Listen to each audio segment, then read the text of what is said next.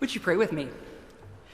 May the words of my mouth and the meditations of each of our hearts be acceptable in your sight, O God. You are our strength. You are our Redeemer. Amen. Well, so last spring, a pastor pal of mine from Texas took members of his congregation on a trip to the Holy Land. To this day, he continues to rave about the trip. How wonderful, how moving, how challenging, how amazing it was. And not just because the trip had been delayed by COVID 2 times in 2 years. One of the events that he continues to talk about was a day trip to a cooperative of Arab and Israeli peoples, Christians and Muslims and Jews, all committed to working together for peace, all committed to praying passionately for one another and for the world. What Pastor Evan and his church members got in on is absolutely incredible given the current Middle East politics. Think about it.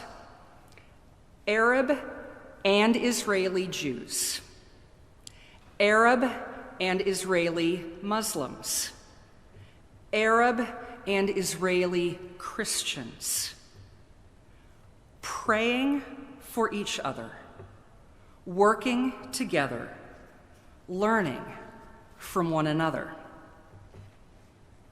When Evan asked them how 6 very different categories of people managed to see their way clear to come together to work for peace, he said that someone told that little group of Texans, "One thing we've learned is that how a person sees God can really mess you up." This insight is deeply profound, and this insight is also as old as time.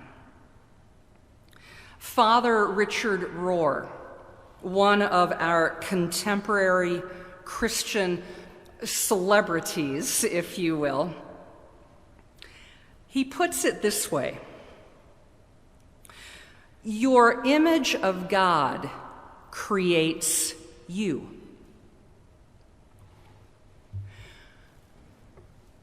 Your image of God creates who you are.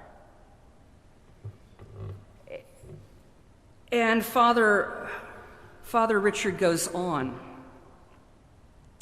Because of this, you can see why it's so important that we see God as God really is, loving and benevolent. And that's why good theology is still so very important. End quote.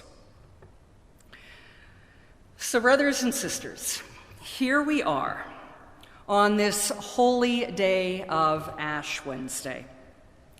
And we gather together on this night not to explain anything, but to experience and to admit that we are messed up.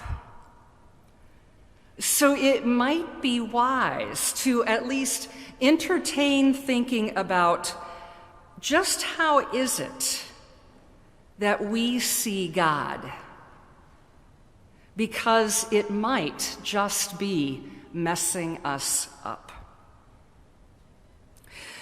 A whole lot of people see God as angry and judgmental and ready to punish. And so a whole lot of people have difficulty receiving grace, accepting mercy, trusting in the love of the universe. A whole lot of people see God as a force to be negotiated with. If you do this, then God won't hate you. If you don't do that, then God will bless you. And a whole lot of people see the world as one in which they have always got to make a deal. A whole lot of people see God as distant, uninvolved, leaving a whole lot of people feeling like they're on their own, either captains of their own ship or victims of forces beyond their control.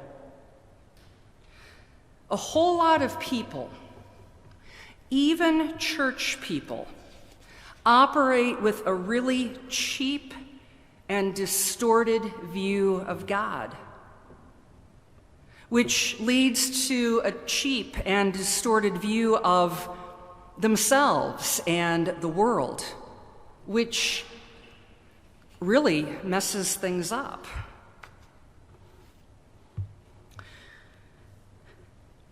One of my favorite days of the week is Friday. And it's one of my favorite days, probably not for the reason that many of you might suspect.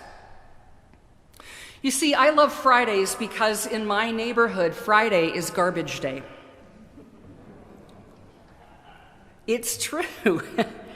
Every Friday morning, I move through my house, emptying the little waste baskets, picking up the stray newspaper or catalog left on the coffee table, and best of all, I clean out the fridge.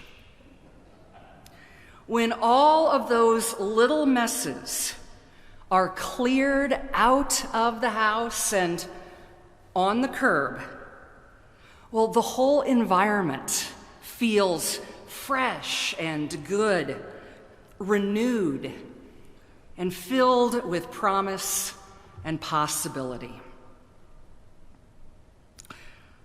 One of the many reasons that I love Ash Wednesday, and yes, I do love Ash Wednesday, is because Ash Wednesday is garbage day.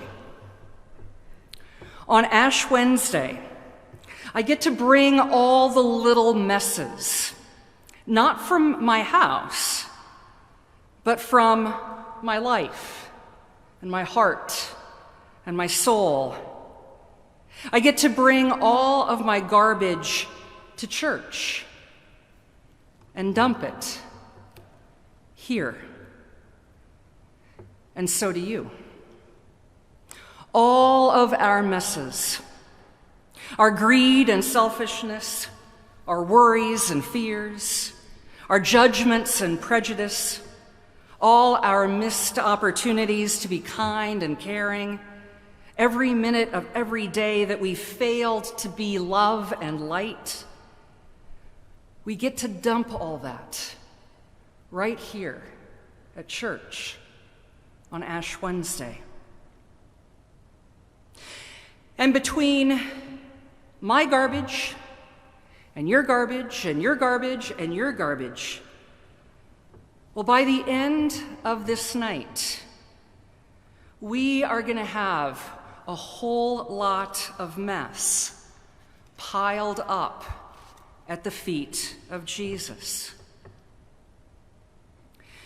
And in your busyness to get home, if you would but spare a moment to contemplate all this garbage piled up here, all this hatred and jealousy, and all of our extremely creative ways of disordering our loves and our lives, you will see that at the bottom of this all is our distorted vision of God. our distorted vision of God, which distorts our vision of ourselves and of our world. In about 3.5 minutes, Brian is going to call each of us to observe the practices of a Holy Lent, prayer and fasting and sharing our stuff. These are the tried and true practices that help us to clear out all the garbage of our lives so that we can see God with fresh eyes, see God with renewed eyes, and then see our lives and our world as full of promise and possibility. Brothers and sisters, it's Ash Wednesday, and today we get to bring our garbage to church and lay it at the altar and be marked with a cross of ash, a reminder of our mortality and of our human frailties and vulnerabilities, a reminder of our absolute need of God, a reminder of our absolute need to see God aright. Amen.